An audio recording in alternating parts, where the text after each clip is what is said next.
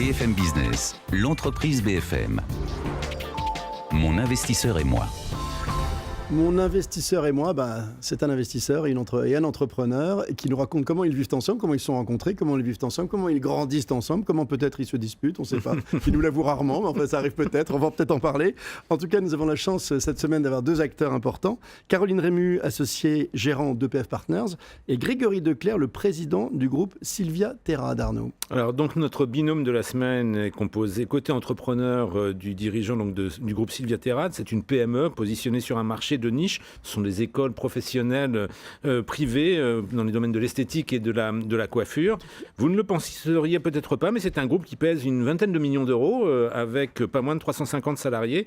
Et sur un secteur compétitif, ils ont encore envie de grandir. D'où sans doute cette levée de fonds de plus de 10 millions d'euros réalisée en 2016 auprès donc de PF Partners, qui est spécialisé dans le capital développement et le capital transmission, une société de capital investissement donc, qui intervient notamment sur les secteurs des services et du retail d'un côté, mais aussi de la technologie des médias et des télécoms, les fameux TMT. C'est son autre axe fort avec des montants gérés d'une quinzaine de millions d'euros. Merci Arnaud, bonjour. 150, pardon. Mes tablettes étaient fausses pour une fois. Ça va très vite. Il faut rajouter des zéros en permanence. Quand les entreprises vont bien. Bonjour à tous les deux. Caroline, si vous m'autorisez, je vais peut-être juste commencer avec Grégory pour qu'il nous raconte un peu l'histoire de cette entreprise et son histoire à lui dans cette entreprise en fait. Ok, allons-y. Alors, groupe Sylvia Terra, ça a commencé pour moi en 2013 avec le rachat, enfin la reprise d'une école historique à Lyon qui s'appelait Sylvia Terra, qui avait été fondée dans les années 60 justement par Madame Terra.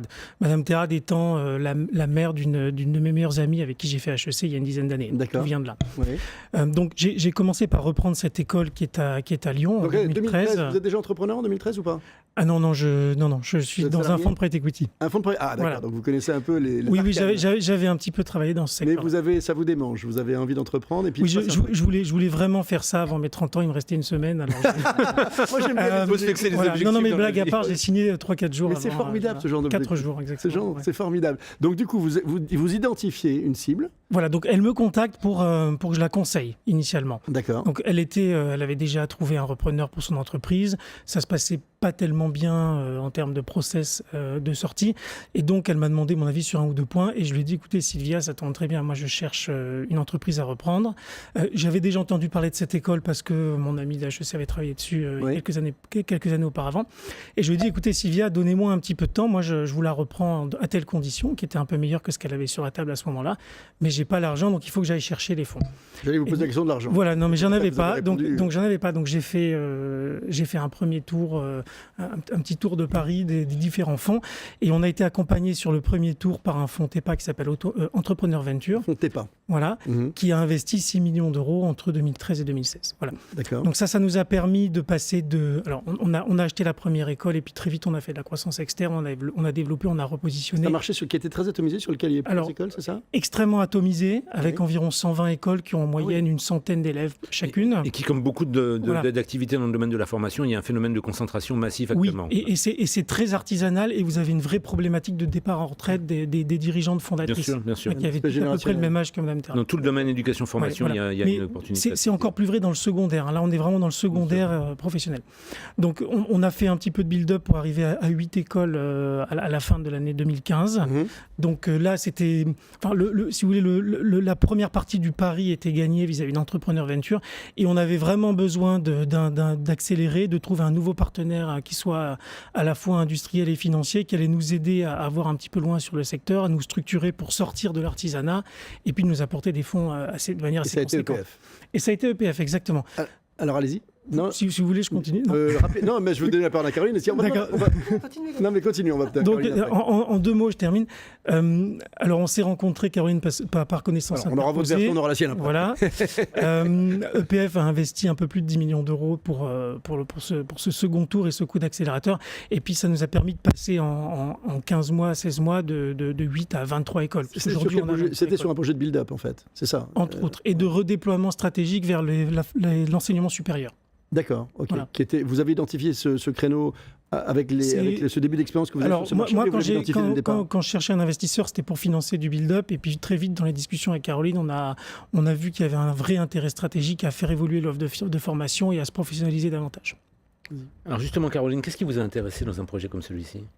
Alors, déjà, EPF, en fait, dans les secteurs, vous en parliez tout à l'heure, que l'on Mettez-vous bien près du micro, rapprochez le micro un peu. et auquel on s'intéresse, il y a tout le secteur de l'éducation, l'enfance, le loisir En éducatif. pleine mutation, comme on dit. Voilà, alors on avait déjà eu plusieurs aventures dans ce domaine-là. On a été investisseur dans la Maison Bleue, qui est le groupe de crèches privées, le troisième groupe de crèches privées. La semaine dernière, on est sorti de Téligo, qui est le groupe de colonies de vacances haut de gamme qu'on a adossé à l'UCPA, que je ne présenterai pas, après l'avoir accompagné pendant pas mal d'années. Donc on a de toute façon ce tropisme et ce centre d'intérêt. C'est votre seul tropisme ou il y en a d'autres chez EPF? Il y en a d'autres, plusieurs. comme on le disait, il y a tout ce qui est TMT, dans lequel on investit assez régulièrement. Enfin, il y a d'autres secteurs, mais ça fait partie de nos terrains privilégiés. Et là, il y avait en fait, alors tous les fonds vous expliquent qu'ils investissent dans des histoires de croissance. Bon, mais ce qui est d'ailleurs vrai, mais ce qui est intéressant, c'est cette illustration. Alors cette illustration, elle est très emblématique parce qu'on a donc un secteur dispersé, le projet de Grégory de construire très vite une plateforme nationale et de l'upgrader dans tous ces termes, c'est-à-dire de l'upgrader en termes d'infrastructure, parce qu'il y a quand même, c'est des écoles professionnelles dans lesquelles il y a des sujets d'infrastructure, il faut reproduire dans l'école les conditions de travail, de l'esthétique, de la coiffure, des spas, enfin il y a des sujets, des choses qui étaient très artisanales. Voilà, des infrastructures de qualité, il y a le sujet, le projet pédagogique lui-même, il y a le sujet de la digitalisation en fait de ces écoles, qui est là aussi intéressant à développer à l'échelle nationale, que ce soit dans le recrutement. On était quand même dans chacune de ces écoles encore sur les pages jaunes il n'y a pas si longtemps. Donc en fait, là, Grégory a conduit à toute allure en fait un projet, une réalisation de digitalisation, de présence sur les réseaux sociaux, qui a de l'importance à la fois bien sûr dans le recrutement, dans la notoriété, mais aussi dans plein d'autres aspects qui va être le suivi et qui est déjà en cours, de l'employabilité, en fait du parcours des anciens élèves, donc des relations avec les marques, les grands partenaires. Donc tous ces sujets-là se prêtent à une plateforme nationale comme l'a construit Grégory en un temps record, parce que comme il le disait, de 8 écoles, on est passé à 23 et peut-être ce week-end 24 et sans doute 30 à la fin de l'année. Chaque week-end, il se passe un truc. Voilà, donc Vous aimez des entreprises qui n'ont pas peur de la transformation, Caroline. Non, mais c'est une histoire de buy and build particulièrement exemplaire. Juste une dernière question, parce que le temps passe très vite. Est-ce que vous l'aviez vu, ce marché, avant qu'il ne vous sollicite? Est-ce que vous l'aviez suivi? Est-ce que vous aviez repéré qu'il y aurait du build-up sur ce marché inattendu? Très honnêtement, c'est Grégory qui nous l'a présenté. On regardait des sujets d'école depuis longtemps, dans des filières professionnelles. Mais celui-là, je dois avouer qu'il avait échappé à notre observation. Et c'est vraiment Grégory qui nous a présenté le projet. Ouais. Donc ça peut marcher dans ce sens-là aussi. Merci à tous les deux. Je rappelle, Grégory Declercq, que vous êtes le président du groupe Sylvia Terrade, et vous, Caroline Rémy, vous êtes associée gérante d'EPF Partners.